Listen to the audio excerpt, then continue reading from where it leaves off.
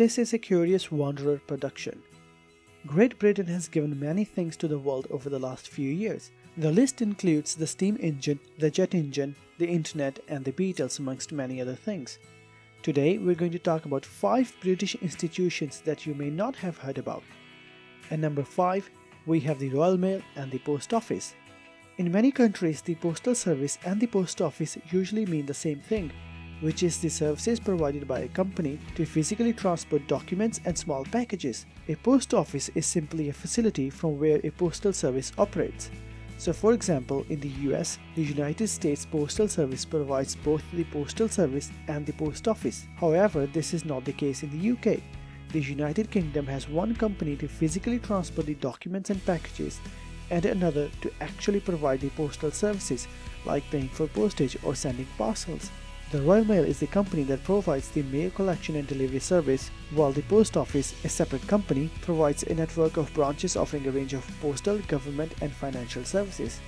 The Royal Mail traces its origins to 1516, when King Henry VIII established a Master of the Post's position, which was later renamed to Postmasters General in 1710. The Royal Mail was privatized in 2013, ending its roughly 500 years of public ownership. The Post Office continues to be a publicly owned company with its separate board of directors. At number 4, we have the National Trust. The National Trust for Places of Historic Interest or Natural Beauty, or more often known simply as the National Trust, is a conservative organization in England, Wales, and Northern Ireland. Scotland has its own National Trust known as National Trust for Scotland. The National Trust of England is one of the oldest national trusts in the world. Founded as a charity in 1895, it looks after over 248,000 hectares of land, 775 miles of coastline, and over 500 castles, ancient monuments, and historic houses. Once a place is donated to the National Trust, it's in their care forever, for everyone to enjoy. Acts of Parliament have helped to make sure that forever means forever. Private land and houses left to the National Trust by former owners can never be sold. The National Trust manages some of the most famous areas of national heritage in the world.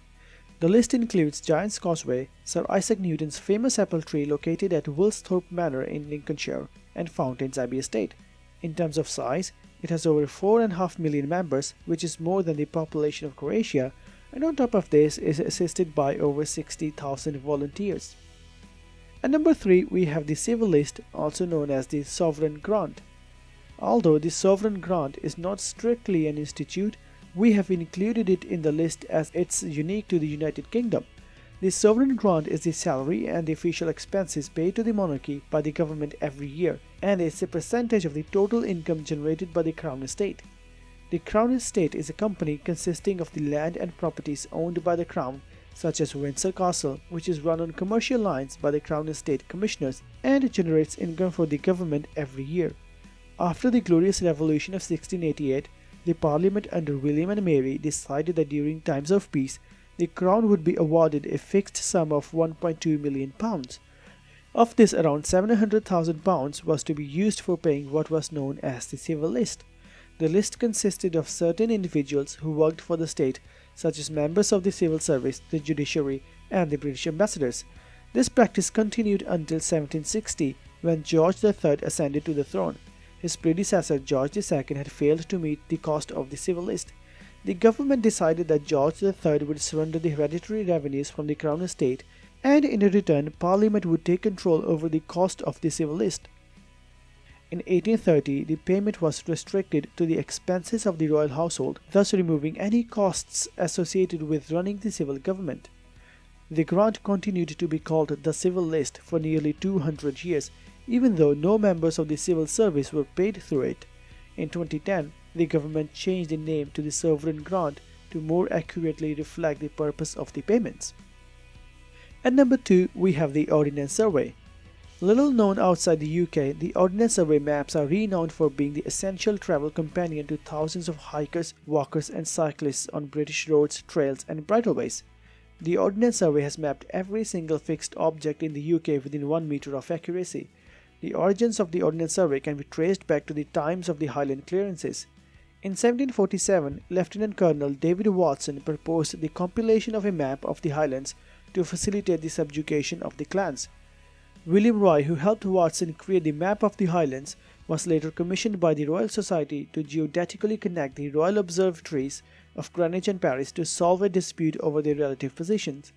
This gave birth to the Ordnance Survey as it's now known on 21st June 1791. Later, with the French Revolution on the other side of the Channel, the government commanded the Board of Ordnance, its defense ministry of the time, to begin a survey of England's vulnerable southern coasts. Until then, maps had lacked the data required for moving troops and planning campaigns. By the end of December of 1794, mapmakers had laid down the triangulation of the coast from Fairlight Head in Sussex to Portland in Dorset to draw the very first map. The first Ordnance Survey map was published in 1801 and contained elaborate hill shading and attention to communication routes along the southern coast.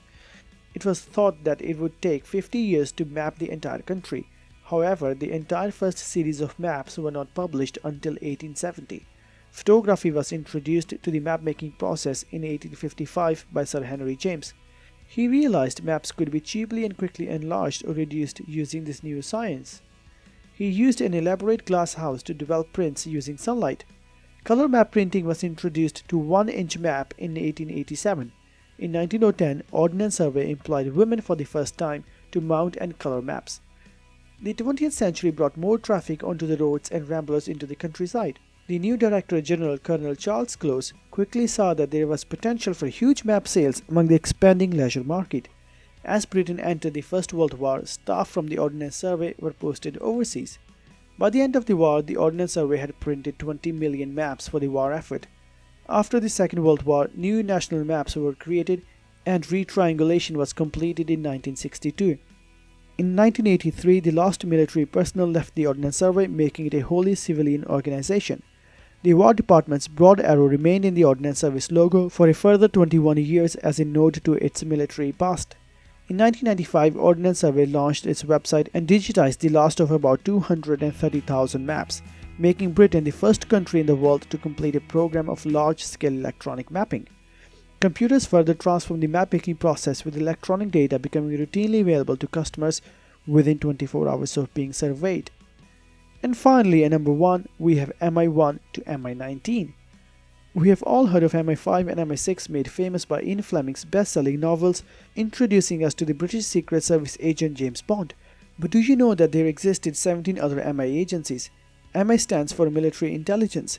The Directorate of Military Intelligence under the British War Office created a number of departments. Each military intelligence had a department number X, abbreviated to MIX. MI1 was used for code breaking during World War I. MI2 gathered information on the Middle and Far East, Scandinavia, US, USSR, Central and South America. MI3 gathered information on Eastern Europe and the Baltic provinces, while MI4 was responsible for aerial reconnaissance. All these military intelligence departments were either shut or absorbed into other departments, leaving us with MI5 for domestic counterintelligence similar to FBI, and MI6 for foreign intelligence similar to CIA. I hope you have enjoyed watching this video as much as I liked making it. If you have any suggestions, please feel free to leave in the comments box. Oh, and don't forget to like, share and subscribe. Thank you.